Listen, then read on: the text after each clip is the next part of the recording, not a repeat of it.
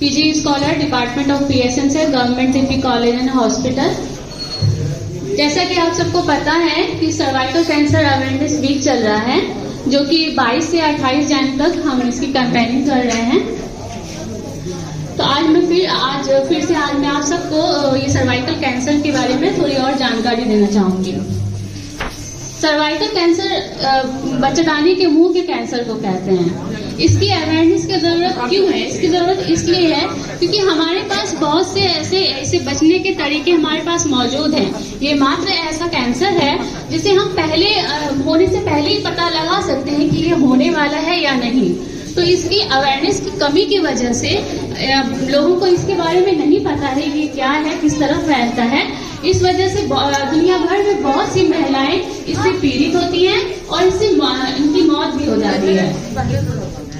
तो आइए हम जानते हैं कि सर्वाइकल कैंसर क्या है, ये किस तरह फैलता है और इसके बचाव के क्या क्या तरीके हैं। जैसा कि आप देख रहे हैं, ये बच्चेदानी का फोटो है और ये जो है ये बच्चेदानी के मुंह का फोटो है जिसे हम सर्विक्स कहते हैं। ये जो है एक नॉर्मल सर्विक्स है, ये नॉर्मल सर्विक्स है, ठीक है। जब इसमें कैंसर हो जाता है तो इस तरह से इसमें घाव बन जाता है, इस तरह से इसमें घाव बन जाता है। देख रहे हैं लाल हो चुका है इसमें और इसमें जख्म बन जाता है। तो ये सर्वाइकल कैंसर जो है दुनिया का चौथा सबसे कॉमन कैंसर है, औरतों में होने वाला चौथा सबसे कॉमन कैंसर है और हमारे देश में जो है ये दूसरा सबसे कॉमन कैंसर है। तो और ये दूसरी सबसे कॉमन वजह भी है जिससे औरतें मर जाती हैं।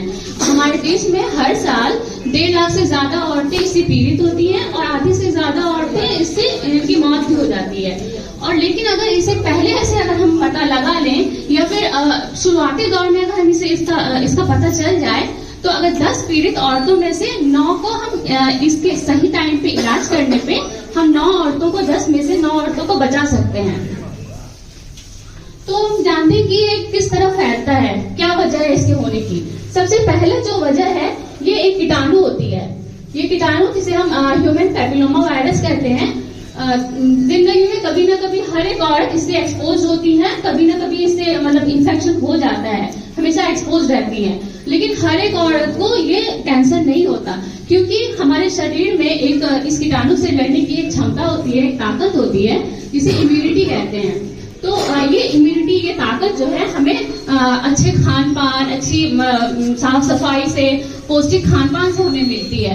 तो अगर हम अच्छे खान पान नहीं रखेंगे, अच्छी पौष्टिक चीजें नहीं खाएंगे, जैसे कि चिप्स, बिस्किट, पिज्जा, बर्गर, ये सारी पैकेट चीजें जो बाजार में जो मिलती हैं, जितनी चीजें, ये ऐसे खान पान रखेंगे, घर में बना हुआ खाना नहीं खाएंगे तो इससे हमारे बदन में, हमारे शरीर में जो है इससे लड़ने की ताकत नहीं बन पाती है और इससे पीड़ित होने के चांसेस होते हैं। दूसरी जो वजह होती है वो एक से ज्यादा लोगों से शारीरिक संबंध बनाना।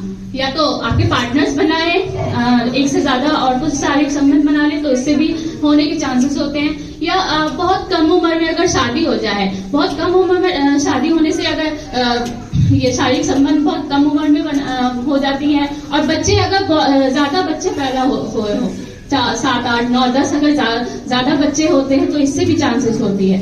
और अगर औरत जो है धूम्रपान करती हो या फिर ऐसे एनवायरमेंट में, ऐसे माहौल में रह रही हो जहाँ पे लोग धूम्रपान करते हो तो उसके धुएं से भी इसके होने के चांसेस होते हैं।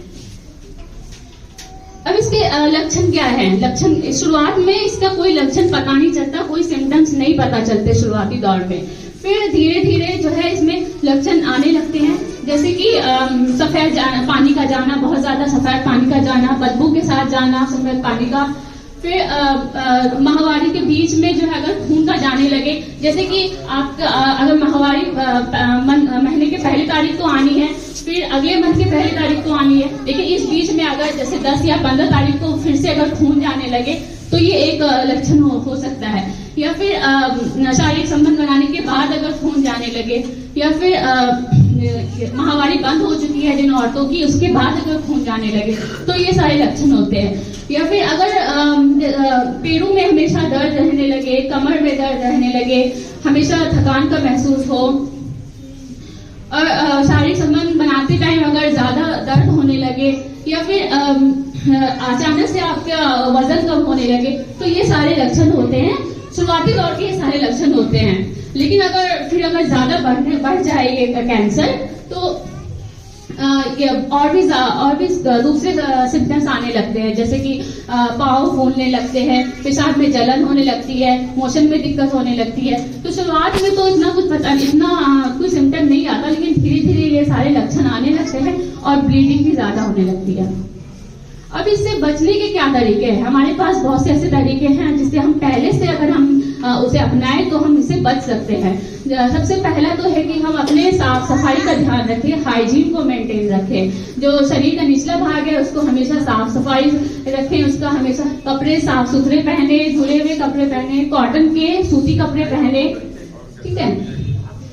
फिर अच्छा खान पान रखें, जैसे कि मैंने बताया कि हमारे शरीर में लड़ने की क्षमता जो हम अच्छे खान पान से होती है, तो अच्छे फल, साग सब्जियां, ये अच्छी चीजें खाएं, घर में बने हुए चीजें खाएं, बारले खाएं, शहद खाएं, बादाम, हरिया, ये घर में बने हुए हलवे, ये सब खाएं।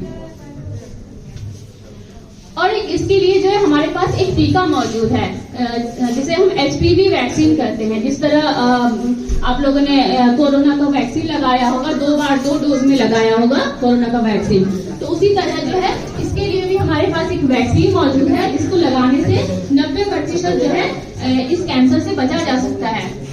तो ये जो है 9 से 14 साल की बच्चियों को 2 बार में लगाया जाता है, ठीक है। पहला जो है जब पहली बार आप लगाते हैं, फिर दूसरा जब 6 महीने से 1 साल के बाद लगाते हैं, पहले के लगाने के बाद।